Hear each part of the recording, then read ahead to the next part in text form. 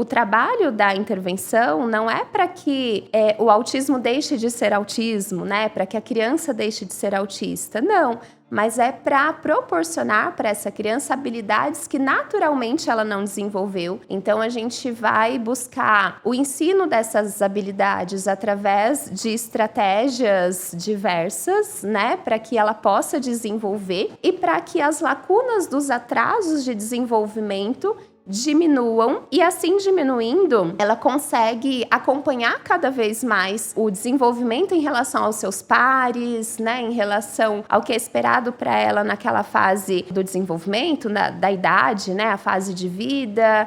Então, começar a intervenção quanto antes é muito importante para que a criança também ganhe essas habilidades básicas o quanto antes e ao longo da vida possa só desenvolver cada vez mais e ter independência, autonomia. Quanto antes, melhor, né? É claro. Mas tem alguma idade que, se você pegar antes, o benefício é maior? Tem alguma coisa desse tipo? A minha experiência, né, foi trabalhar a partir de 2 anos de idade.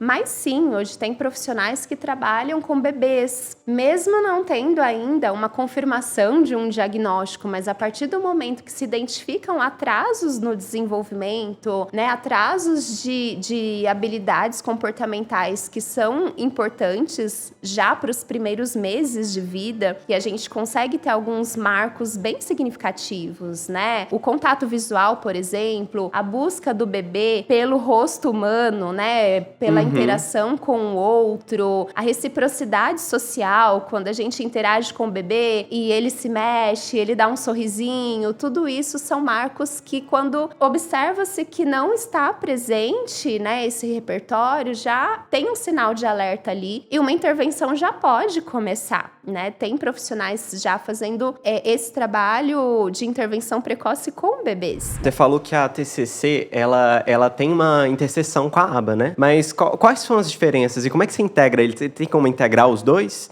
E utilizar aba e TCC ao mesmo tempo ou separadamente? Não que assim, ao mesmo tempo ou separado. Quando a gente está trabalhando ali o aba, onde a gente vai manipular as variáveis ambientais, a gente vai trabalhar com as contingências ambientais, nem sempre a gente envolve a cognição da criança, né? A gente vai aproximando ela do envolvimento, do objetivo que a gente precisa trabalhar, mas nem sempre está sendo considerado, talvez até por uma questão de pré-requisito, repertório, essa capacidade da criança de também se questionar, de fazer um trabalho ali interno, né, psicológico, em relação ao que ela está sentindo, ao nível da ansiedade que está sendo apresentada naquele momento, por exemplo, ao quanto ela se sente pronta para avançar para o próximo passo. Então, na TCC a gente consegue juntar as duas coisas, a gente trabalha juntando as duas coisas, ou às vezes primeiro fazendo um trabalho de estratégias comportamentais, depois de reestruturação cognitiva, depois um trabalho cognitivo, enfim, né? A TCC, ela tem ali um guarda-chuva, onde embaixo existem muitas possibilidades para serem trabalhadas, e aí essas possibilidades vão se aplicando de acordo com o caso, com as necessidades que a gente tem. Tenho uma dúvida sobre os pacientes que você atende, especificamente de autismo leve. Qual que é a queixa mais recorrente? Olha, acho que eu poderia citar aqui, dentro do que eu tenho hoje, né, de demanda do consultório, talvez o que mais se assemelhe seja o quanto a percepção deles em relação às características, às diferenças, muitas vezes impactam ali no convívio social. Talvez eu consiga citar esse ponto, né? As habilidades sociais e as ansiedades que as expectativas sociais geram neles, né? Essa ansiedade acaba sendo também mais um ponto em comum a ser trabalhado nos autistas nível 1.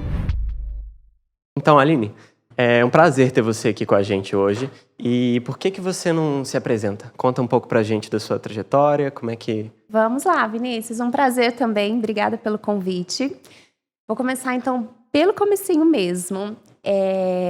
Ali no início da minha carreira, eu comecei na área de recursos humanos, né? A minha primeira atuação não foi já na área clínica.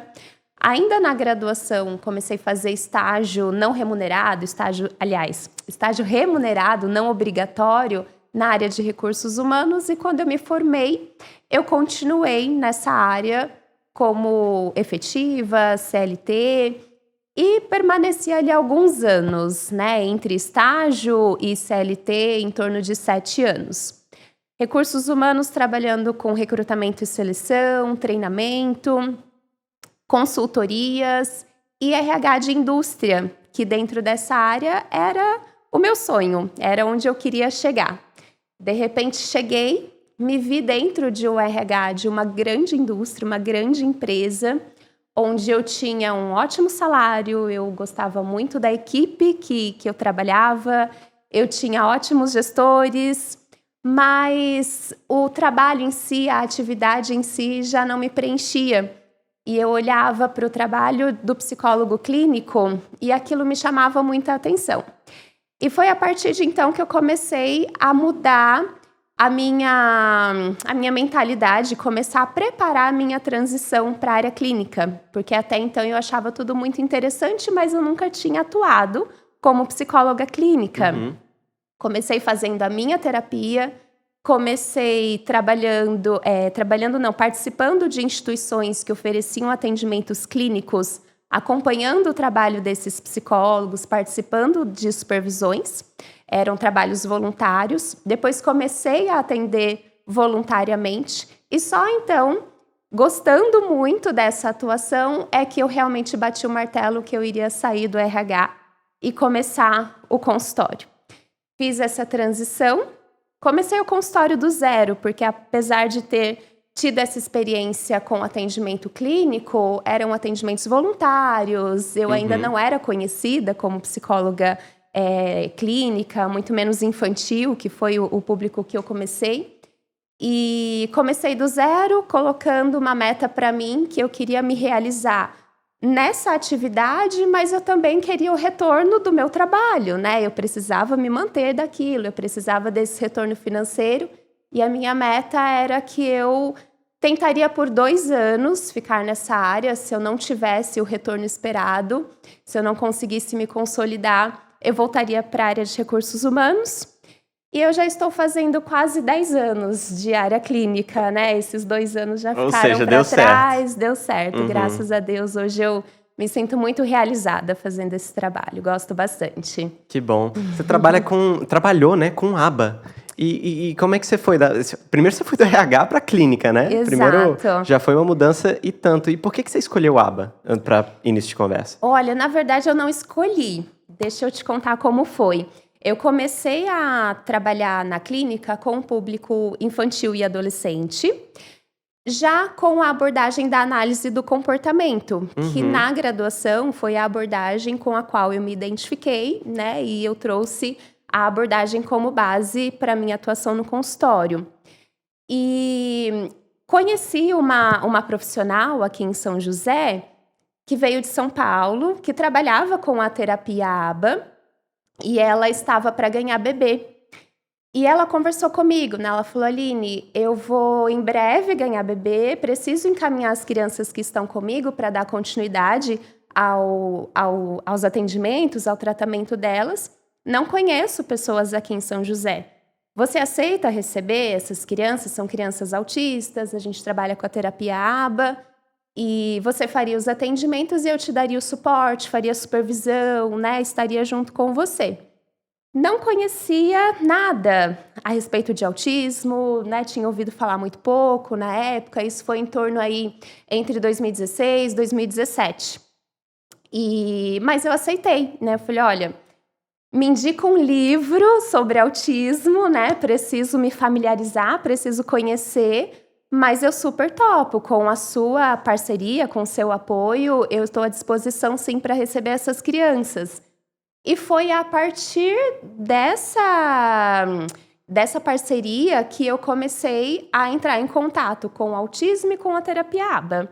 Né? Eu falo que a minha entrada, ela foi muito assim, eu fui descobrindo como era a terapia ABA já na prática, já fazendo. Eu literalmente fiz o caminho caminhando mesmo, né? Então, não foi algo que primeiro eu conheci, depois eu estudei, depois eu fui para a prática.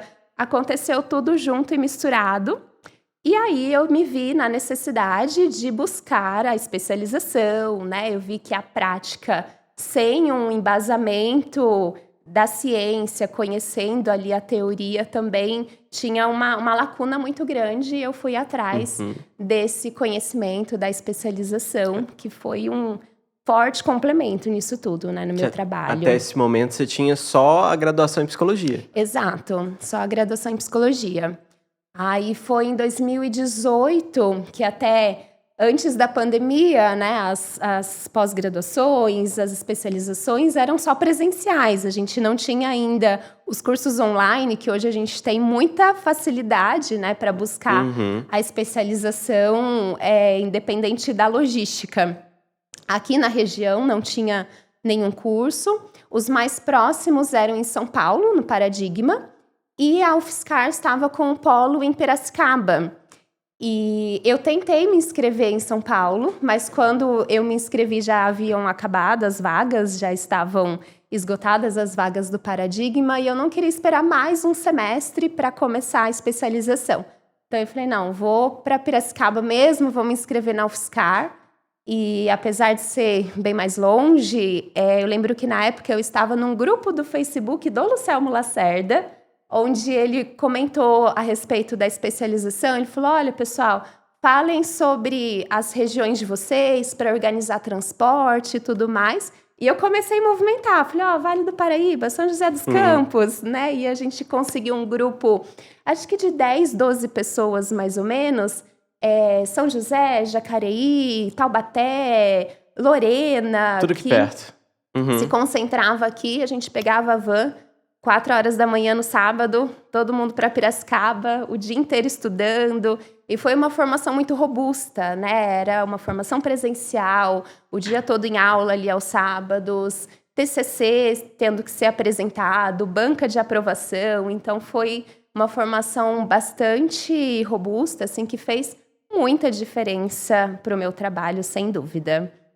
E depois da especialização da UFSCar, eu me vi na necessidade de me aprimorar um pouquinho mais, né, com as crianças menorzinhas, né, os pequenininhos que eu comecei a receber no consultório, crianças cada vez menores. E aí eu fiz também a formação do CBI, de intervenção precoce no autismo. Aí a gente já tinha uma formação online, né, ali mais acessível, e fiz esse curso online de intervenção precoce, que também foi bem bacana, contribuiu bastante para a minha formação. Assim, um divisor de águas, sem dúvida, na minha atuação. Foi muito bacana. Que bom.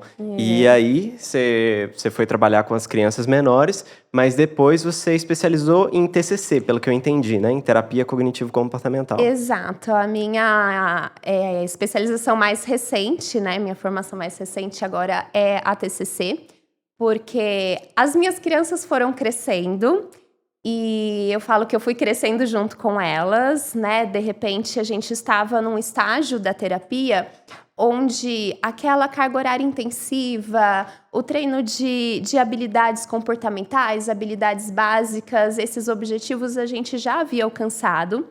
E essas crianças, já chegando numa fase de adolescência, né, se viam num momento onde a percepção delas a respeito do mundo, de ser no mundo, de começar a perceber algumas diferenças, as próprias características e precisar trabalhar aquilo, né? Então, eu vi que eu precisava também trabalhar com elas algo mais voltado para a psicoterapia, além do que a gente trabalhou durante essa base, né? Durante esses primeiros anos.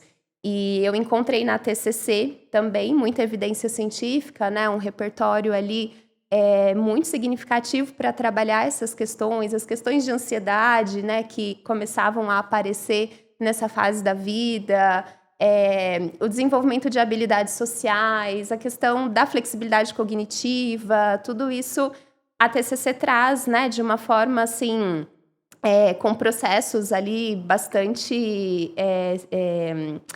com evidências, né, científicas para a gente trabalhar. Então, eu comecei, a partir das minhas crianças, né, do crescimento delas, da necessidade delas, eu fui buscar também essa formação para poder dar a continuidade a esse trabalho.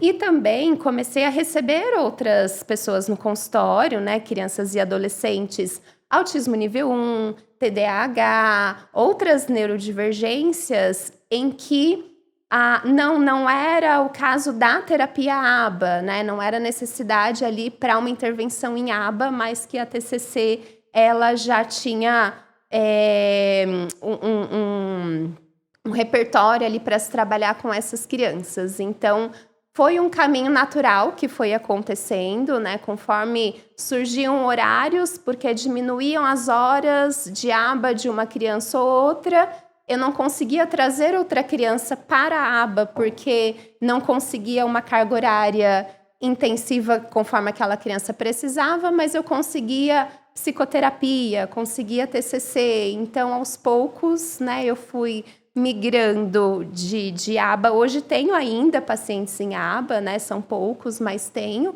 Mas a grande maioria de crianças e adolescentes que estão comigo, a gente está trabalhando... Psicoterapia com TCC. Com TCC, é o que eu ia perguntar, se você ainda faz a aba, né? Falou de migrar. E é uma migração complexa, né? Tipo, a dimensão das queixas muda. Às vezes a criancinha tem uma queixa que não é nem verbal, né?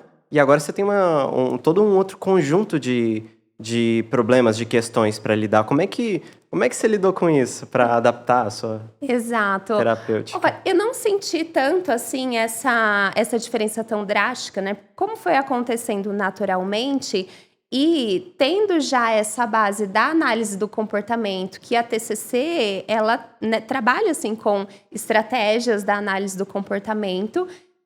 Então, eu já tinha ali uma base que me fez mergulhar na TCC de uma forma, eu falo que muito mais tranquila, né? Para entender a abordagem. E aí, somou-se muito, né, para mim, assim, em relação ao conhecimento, essa parte do cognitivo, né? A tríade cognitiva... para trabalhar com as crianças, porque a TCC, ela precisa que as crianças tenham já alguns pré-requisitos para a gente poder trabalhar, que se as crianças não tiverem, a gente não consegue ter um resultado efetivo, né? A criança precisa ter já algum repertório comportamental e cognitivo, né? Um repertório de comunicação, de conseguir... analisar ali o interno também, né? As emoções, o que ela está sentindo, o que ela está pensando, né, a respeito.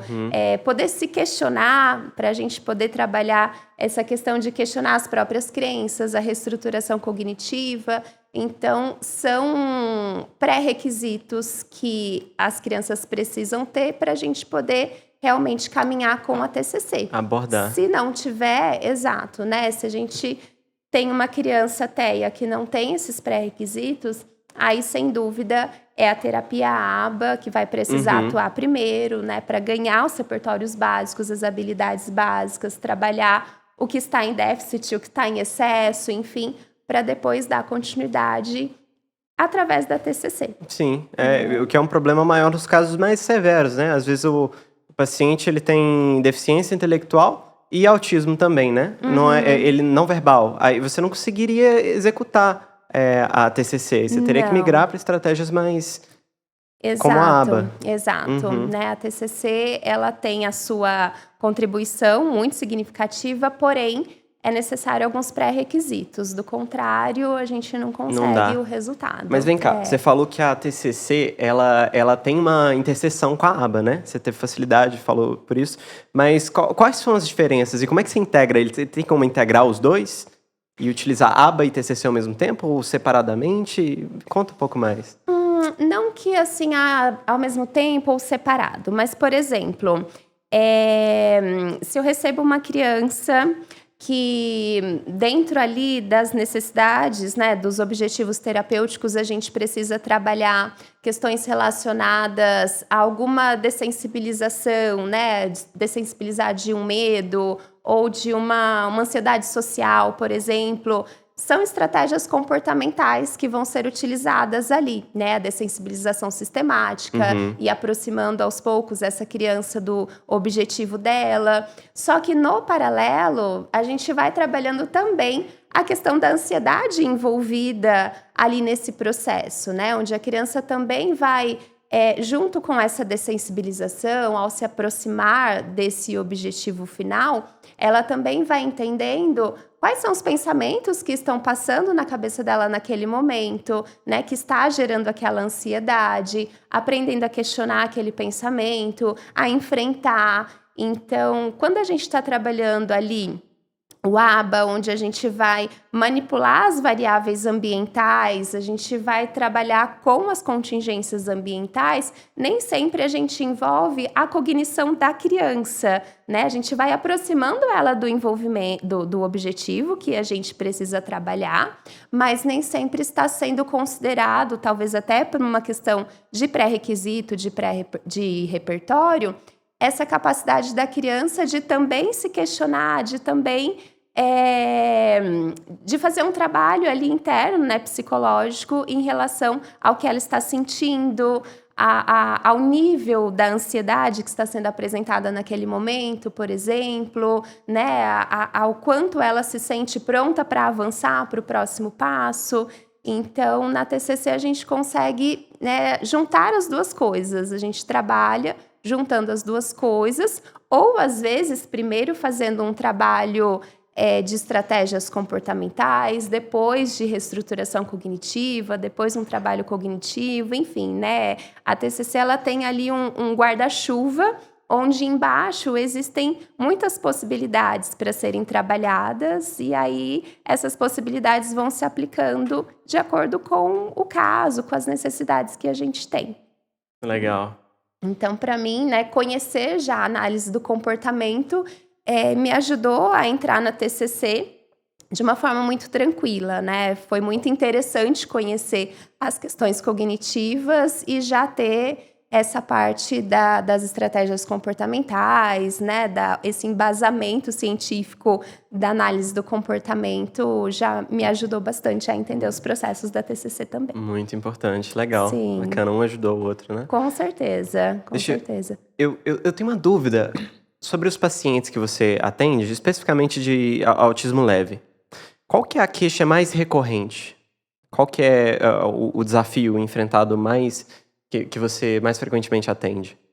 Olha, acho que eu poderia citar aqui, dentro do que eu tenho hoje, né, de demanda do consultório, talvez o que mais se assemelhe seja o quanto a percepção deles em relação às características, às diferenças, muitas vezes impactam ali no convívio social, né? E eu poderia dizer para você que as questões sociais que os autistas nível 1 hoje enfrentam, né? Os desafios sociais, ou seja, se perceber como autista, perceber as próprias características, né? O porquê de determinadas preferências, escolhas e conciliar isso com o meio social, com a expectativa que o social tem em relação aos comportamentos deles, né? A expectativa que o social tem em relação às entregas. Eu acredito que talvez eu consiga citar esse ponto, né? As habilidades sociais e as ansiedades que as expectativas sociais geram neles, né? Essa ansiedade acaba sendo também mais um ponto em comum a ser trabalhado nos autistas nível 1, que começam a ter essa percepção das diferenças, né, que querem e precisam e desejam estar no mundo, né, estar ali no social, mas precisam trabalhar eu falo que trabalhar a ponte, né? A gente entender que não é nem do 0 ao 100, nem do 100 ao 0, mas a gente se encontrar no meio do caminho, né? Então, essas questões voltadas para as habilidades sociais e trabalhar as ansiedades que envolvem tudo isso também. Aham. E como é que você trata isso? Digamos assim, Joãozinho, 15 anos, ele tem ele descreveria como ansioso socialmente e não acha que tem boas habilidades sociais. Uhum. Como é que a gente pode ajudar o Joãozinho por meio da psicoterapia? Sim. Identificar, né, quais são as habilidades, como estão o repertório do Joãozinho, né, de repertórios sociais, quais as percepções que o Joãozinho tem a respeito desse social, né, quais são as crenças que ele desenvolveu a respeito dele, a respeito das outras pessoas, do mundo, né? O que a gente vai precisar trabalhar ali em relação à reestruturação cognitiva, né? Ele não consegue porque ele acredita que ele não é capaz, ele acredita que as pessoas não vão gostar dele, ele acredita que ele não vai conseguir ter sucesso em uma conversa, em um diálogo, em uma amizade, né? Será que ele tem evidências de que isso é verdade mesmo, né? Vamos buscar observar essas evidências, vamos buscar entender se a gente vai precisar trabalhar essa reestruturação, porque o que ele pensa a respeito dele próprio não condiz com a realidade, ou se condiz e a gente precisa, de fato, desenvolver habilidades comportamentais, habilidades sociais que o levem a ter mais sucesso, né? Que o levem para o objetivo que ele quer. Aham. Então, entender esse repertório e essas percepções que ele tem a respeito dele mesmo para a gente poder descobrir qual vai ser o caminho, né? Se é trabalhar o que ele pensa sobre ele ou desenvolver habilidades que precisam ser desenvolvidas. Porque pode ser que nem seja verdade, né? Que ele não tem uma comunicação boa. Exato, né? Pode ser que ele dê ali mais atenção ao que a gente chama de pensamentos catastróficos, por exemplo, né? De paralisar diante dos pensamentos de não, eu não vou porque não vão gostar de mim, né? Eu não vou porque eu não vou conseguir me expressar, eu não vou porque eu não consigo falar com muitas pessoas ao mesmo tempo, com um grupo, né? Eu vou ficar nervoso. Então, às vezes, esses pensamentos já paralisam e ele não se expôs ainda a essa situação. Ele não tem evidência de que ele realmente não consegue, né? De que ele realmente não é capaz. Então, primeiro a gente vai entender onde está mesmo essa dificuldade e caminhar para chegar nesse objetivo, né? Que ele se sinta mais confortável diante desse contato social, que ele vá desenvolvendo essa autoconfiança, tenha mais sucesso nessa questão, por exemplo. Perfeito. Aline, eu queria que você falasse um pouco sobre a intervenção precoce. Qual que é a importância da intervenção precoce no autismo? Nossa, é muito importante porque a intervenção precoce ela vai trabalhar para que essa criança ganhe habilidades que estão em déficit e o atraso do desenvolvimento possa diminuir, né? O trabalho da intervenção não é para que o autismo deixe de ser autismo, né? Para que a criança deixe de ser autista. Não, mas é para proporcionar para essa criança habilidades que naturalmente ela não desenvolveu.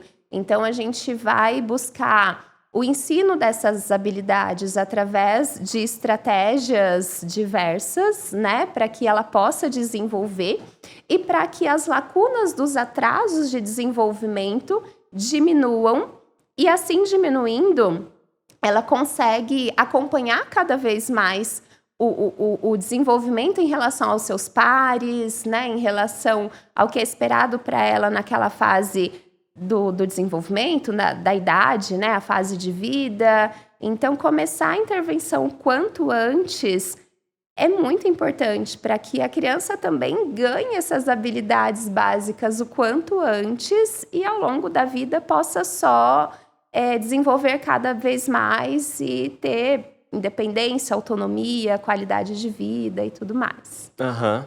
E quando a gente fala de precoce, a intervenção precoce, você tá estabelecendo uma idade especificamente, ou quanto antes, melhor, né? É claro.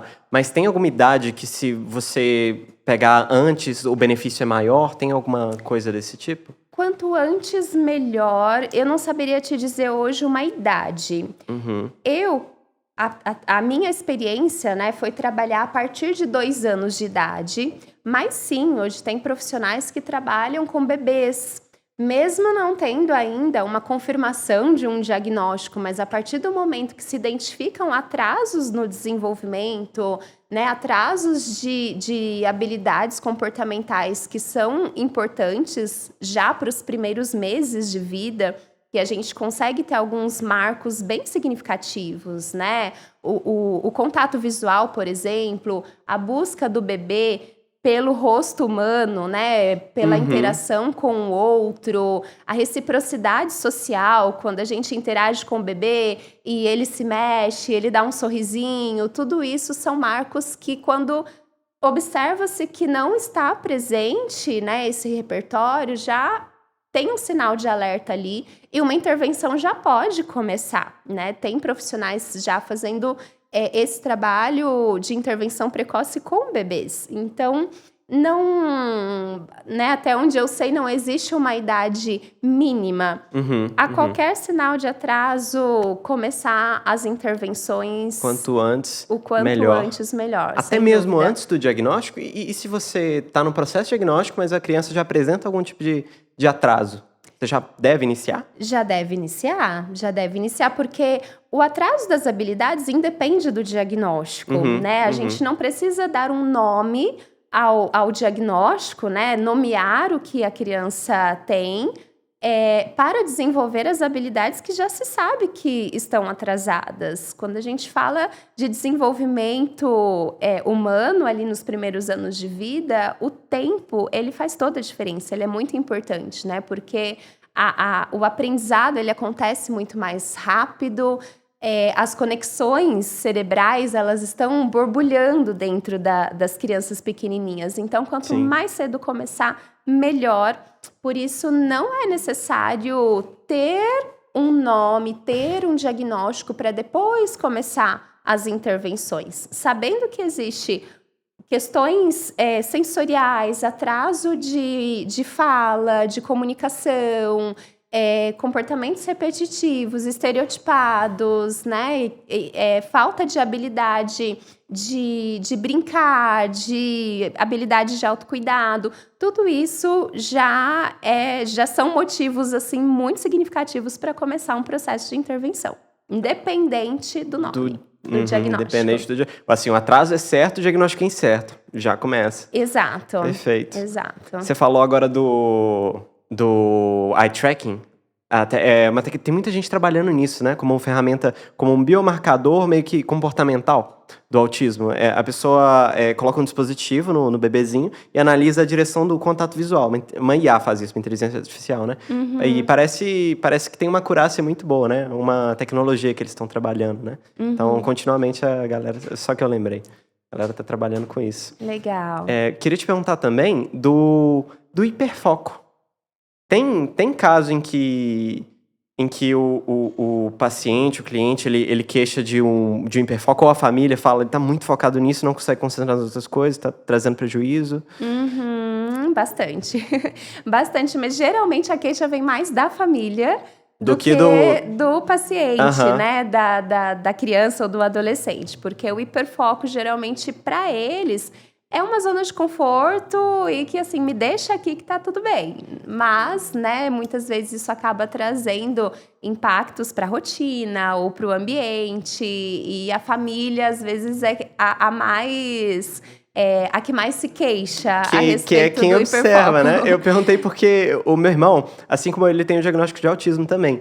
E, às vezes, ele tem uns hiperfocos muito fora de tudo que ele faz. Assim, o último foi assim. ele tava tentando traçar a árvore genealógica da família. Olha. E ele gastava dia e noite com isso, e gastava todo o dinheiro negociando certidão antiga em fórum antigo no interior de Minas Gerais. E aí ele reprovava em matéria da faculdade por causa disso. E assim, o hiperfoco era claro, mas o prejuízo também. E ele não percebia. Crise agressiva. Você costuma ter muitos casos? Olha, eu não tive muitos casos, não, com crises agressivas.